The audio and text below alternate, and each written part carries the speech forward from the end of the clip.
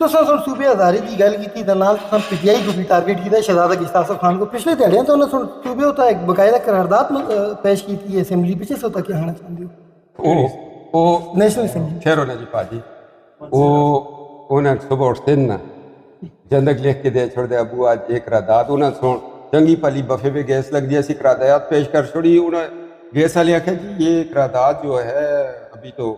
gas पे projects पे policy बनेगी मैं अंदरों अंदरों काम लगे दा करारदा से उन्हें और कोई नहीं आंदा मोड़ के मुंगना कह करो इतना करारदा ना नहीं होता यार